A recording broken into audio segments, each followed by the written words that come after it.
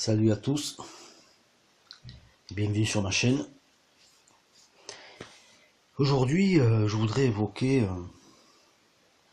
le sujet du libre arbitre en fait. Le sujet du libre arbitre, du chaser et du runner dans le parcours de Flamme Jumelle. Déjà, je veux dire, en premier lieu, déjà, il faudrait déterminer ce qu'est le libre arbitre. Donc le libre arbitre, si vous voulez, c'est grosso modo, on va dire, un concept, on va dire, qui est binaire, qui est duel, qui s'exprime dans par polarisation de la, comment dire ça simplement, qui s'exprime, si vous voulez, dans une réalité duel, voilà. Donc, quand on parle de libre arbitre, il faut bien comprendre une chose, ça il faut bien le comprendre, si on ne comprend pas ça, on ne pourra pas comprendre le reste en fait. Le runner et le chaser, dans leur expression égotique, n'ont absolument aucun libre arbitre.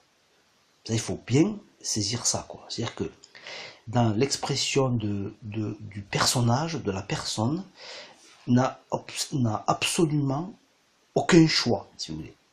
C'est juste des programmes, d'une certaine façon, bien sûr, je simplifie, parce que je suis obligé de simplifier.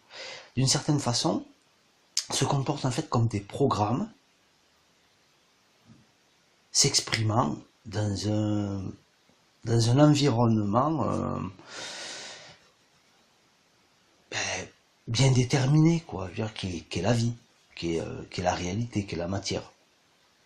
Donc, le libre arbitre ne se joue pas à ce niveau-là. Le libre arbitre se joue à un autre niveau qui est le niveau de l'âme, d'accord? C'est l'âme qui a un libre arbitre en réalité, de ce que moi j'ai compris, etc., de ce que moi je pense, etc., qui n'est pas une vérité, qui est ce que j'ai compris, moi personnellement, voilà. Ça vaut ce que ça vaut, peut-être que ça parlera à certains, ça ne parlera pas à d'autres, etc.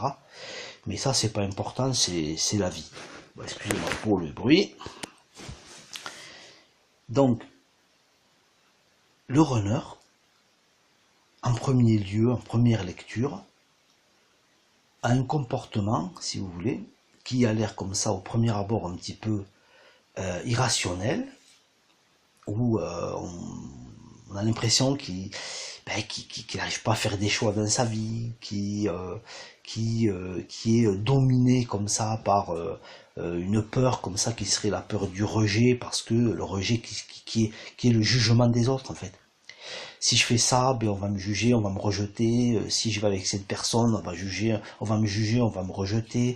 Si je quitte ce travail, ce super boulot que j'avais, et que je vais faire un travail un petit peu moins, enfin, qui est axé sur autre chose, qui est moins en vue, on va me juger, on va penser que je suis pas une personne bien, etc. Donc, le runner, si vous voulez, son programme, c'est celui-là en fait. C'est ce qu'on pourrait appeler comment dire, c'est un programme, le programme du... Je sais pas comment expliquer ça en fait, parce que je veux pas que mes paroles soient mal interprétées, donc... comment je pourrais expliquer ça? Le libre arbitre de la relation des jumeaux, de la relation de flammes jumelles, cette libre arbitre existe, bien sûr, mais pas au niveau des personnages, pas au niveau du chaser et du runner. Là, il n'y a absolument aucun libre arbitre. Absolument pas. Donc il ne faut pas attendre, il ne faut pas s'imaginer que vous avez le choix quelque part. La relation va se passer à un autre niveau. la volonté de- la- le- comment dire ça, le fonctionnement du chaser et du runner de la relation de flamme jumelle est une relation purement dirigée, purement orientée. C'est pour cela, en fait, qu'on va retrouver un schéma, grosso modo, dans toutes les relations de flammes jumelles qui coïncident, qui se ressemblent. Vous comprenez? Ça se ressemble parce que toutes ces relations sont mues par un programme qui est en gros le même. Vous voyez ce que je veux dire? Après, il va différer selon la vie de chacun, etc. Mais s'il y avait un libre arbitre, si l'ego avait un libre arbitre, aucune relation ne coïnciderait avec aucune relation, vous comprenez?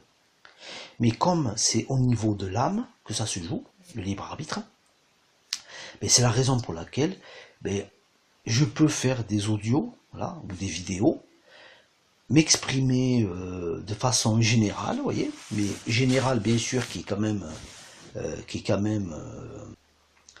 donc qui est relié par une trame, un fil conducteur, etc., qui est qui est notre âme, quoi, qui est la source, etc., qui fait que toutes les histoires de flammes jumelles ont le même fil conducteur, en fait, ont la même trame, voilà.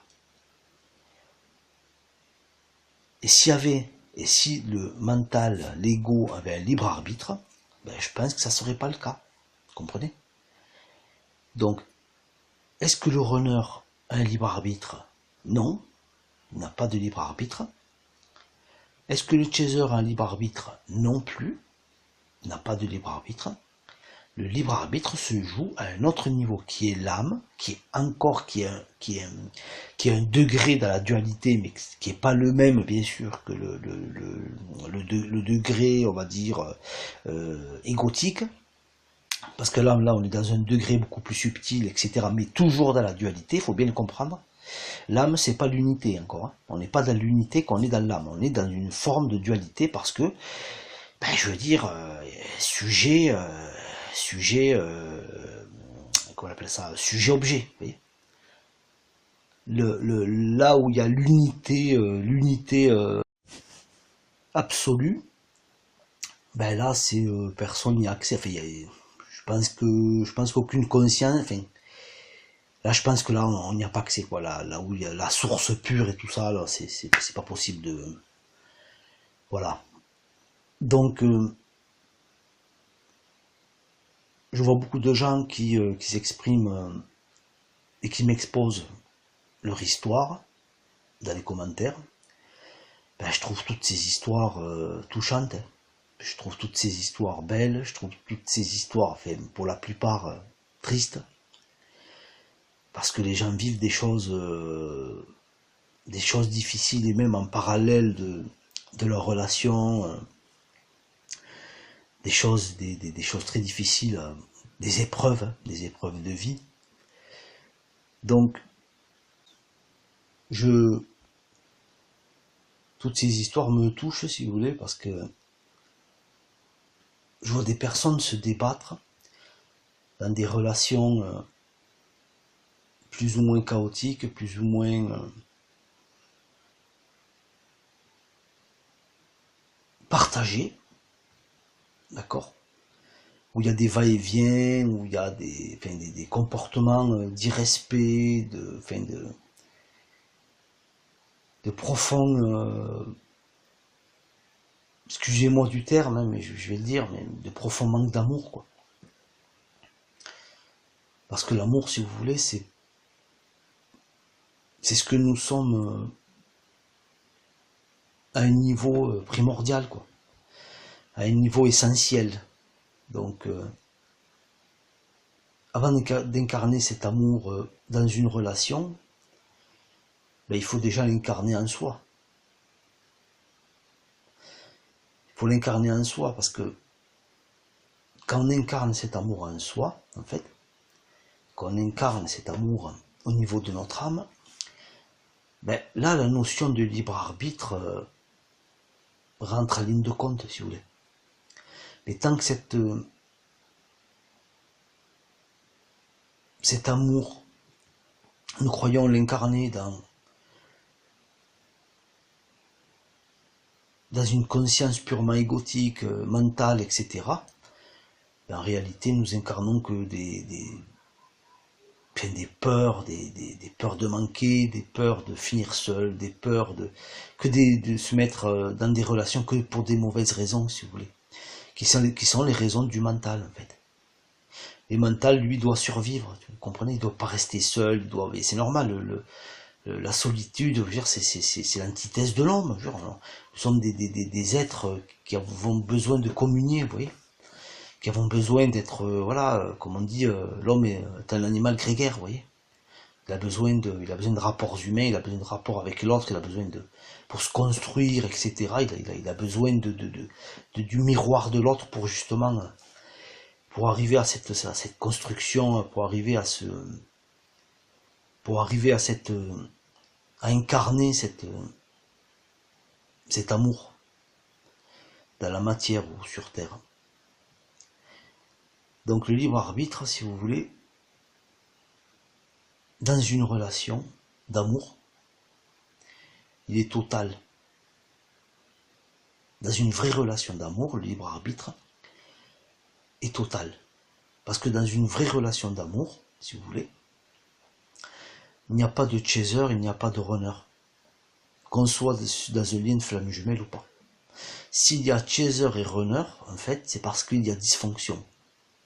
Mais quand on rentre dans un équilibre, vous voyez, il y a deux polarités.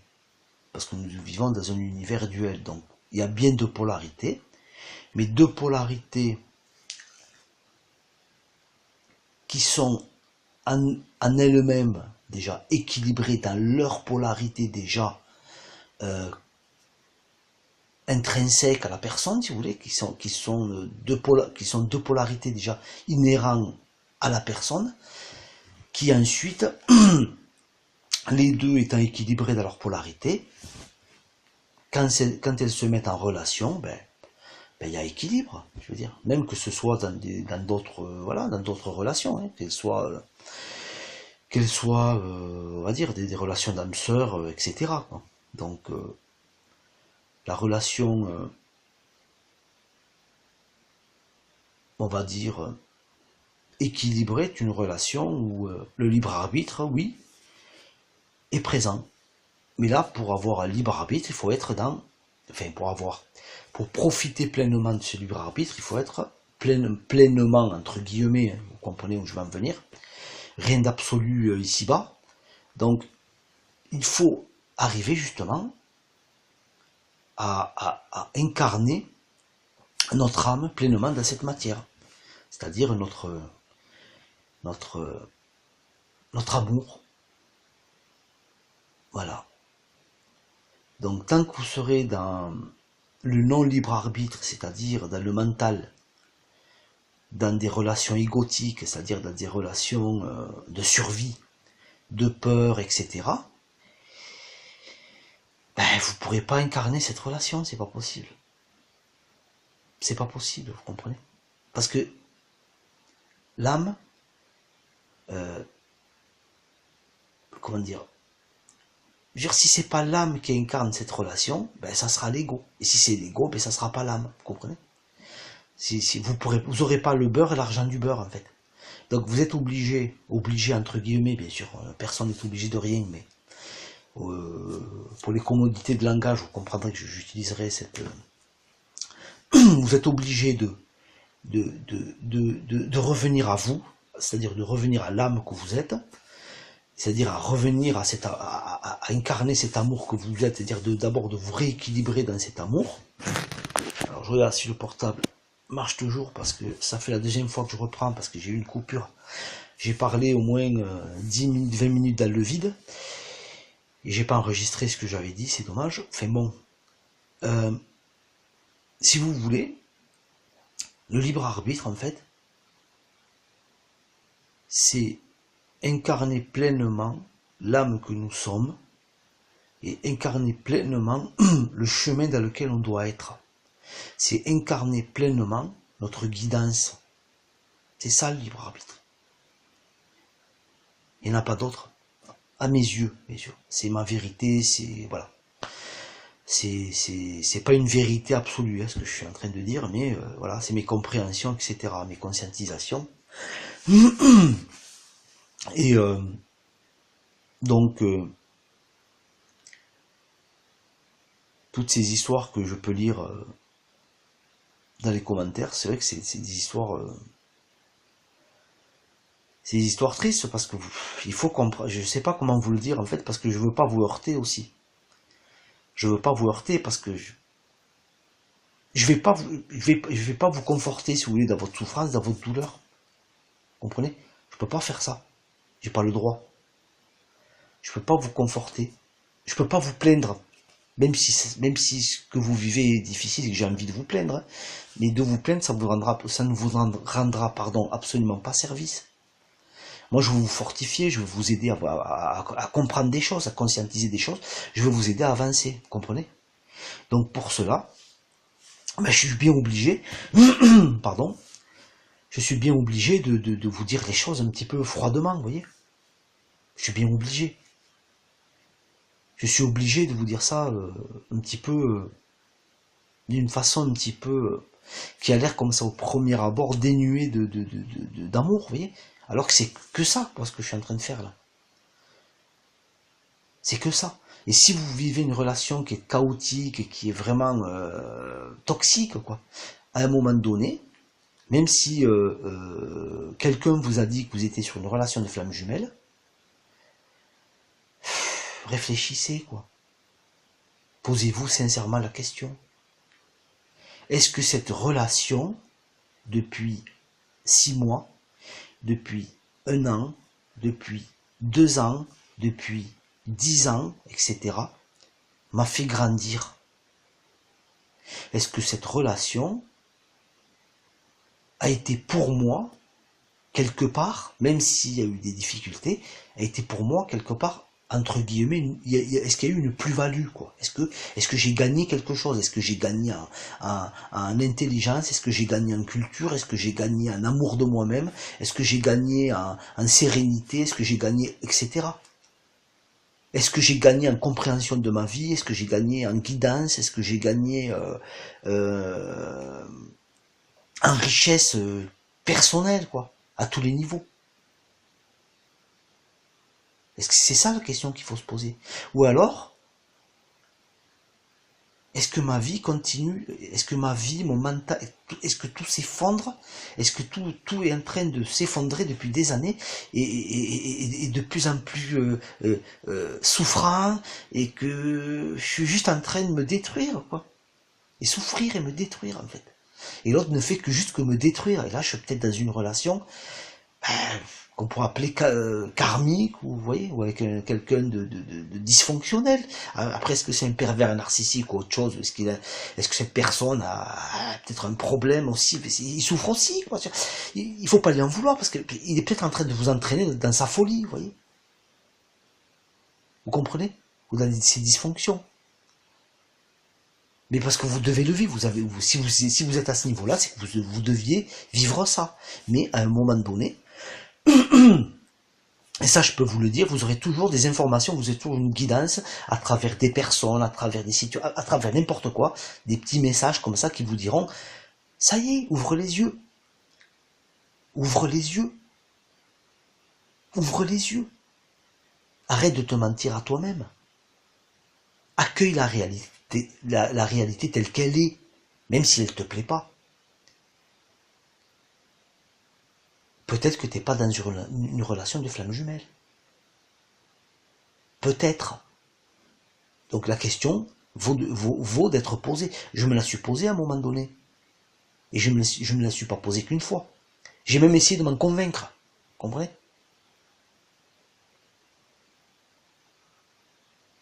C'est ce qu'il faut comprendre à un moment donné. Il ne faut pas avoir peur de ça. Il ne faut pas avoir peur d'évoquer cette question. Parce que si vous avez peur d'évoquer cette question, déjà, il y a un problème. moi, on peut, dans les commentaires, hein, si vous pensez que je suis pas sur une relation de flamme jumelle, dites-le. Hein. Allez-y. Vous pouvez le dire, ça ne me gêne absolument pas. Vous pouvez même me le démontrer par A plus B, ça ne me gêne absolument pas. Vous comprenez? Ça ne me gêne pas. Parce qu'à la limite, je m'en fous quelque part.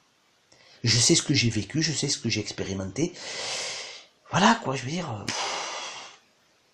Qu'est-ce que vous voulez que je vous dise de plus?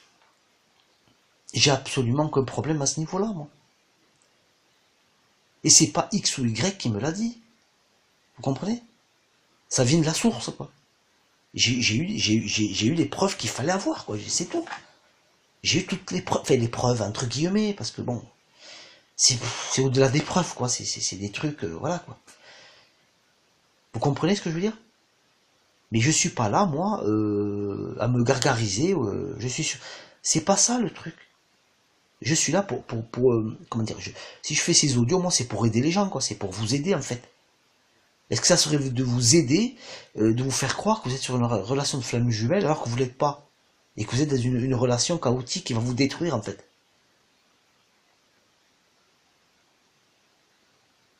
Est-ce que ça serait bien de ma part de faire ça? Non. Ça serait pas juste, vous comprenez? Ça serait tout simplement pas juste. Alors je comprends qu'il y ait des gens qui s'accrochent à cette chose, et je le comprends tout à fait, je le comprends bien à 1000%. Tout ce que je vous dis, c'est qu'à un moment donné, posez-vous au moins la question. Voilà. Même si vous l'êtes, hein, sur ce parcours. Et encore plus si vous l'êtes. N'ayez pas peur de vous poser la question. Parce que quand on est sur ce parcours, on est sur ce parcours, qu'on le veuille ou non. Vous comprenez? Qu'on le veuille ou non. Et moi, je ne le voulais pas. Il faut bien le comprendre. Je ne le voulais pas au départ. Ça ne m'intéressait pas. Vous comprenez? Après, bon, quand on comprend les tenants et les aboutissants, forcément, ça change. Mais au départ, j'avais mon doudou. Je voulais pas qu'on m'enlève mon doudou. Hein. Vous comprenez? Mais ça, c'est pas, ça, c'était qu'encore quand j'étais un bébé, quand j'étais un petit bébé, quoi, un petit garçon, vous voyez. Mais quand vous grandissez, bon, vous lâchez le doudou, quoi, vous comprenez que ça se joue ailleurs. Voilà. C'est un petit peu dur ce que je vous dis peut-être, je suis peut-être un peu dur dans mes propos, mais je vous parle moi comme à des adultes responsables, je vous parle comme à des êtres intelligents, qui ont une passe difficile, d'accord, et qu'il faut pas profiter de cette passe pour leur faire croire monts et merveilles ou des choses complètement irréelles, quoi, complètement fausses. Voilà. Donc le libre arbitre, ben, je veux dire, il faut l'avoir, bien sûr. C'est ça qui va vous sortir de la souffrance dans laquelle vous êtes. Si vous souffrez comme vous souffrez, c'est justement parce que vous n'avez plus votre libre arbitre, vous comprenez? Vous n'avez plus votre libre arbitre. Ouais, ça marche toujours. Vous êtes un petit peu ballotté, vous voyez, par les événements. Vous êtes ballotté par l'autre. Vous êtes ballotté par la vie. Comme une feuille morte. Ou comme une coquille de noix euh, sur un océan déchaîné, vous voyez.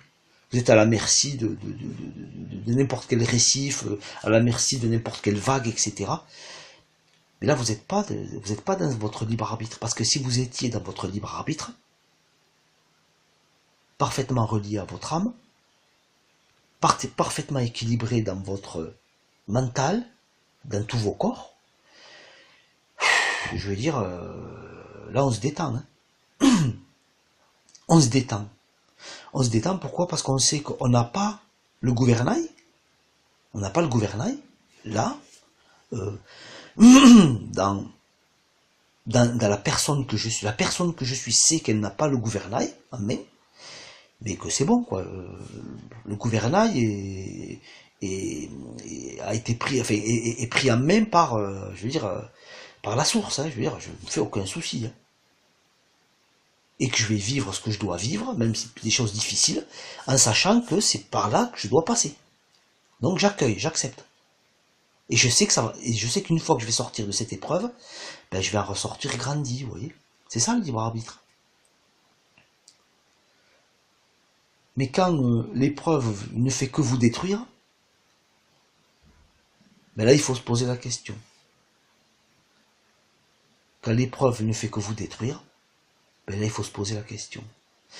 Voilà, donc sur ce, je vous dis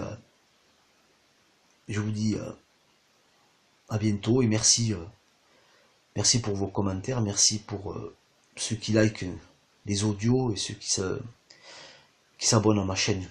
Je dis merci aux anciens et aux nouveaux arrivants.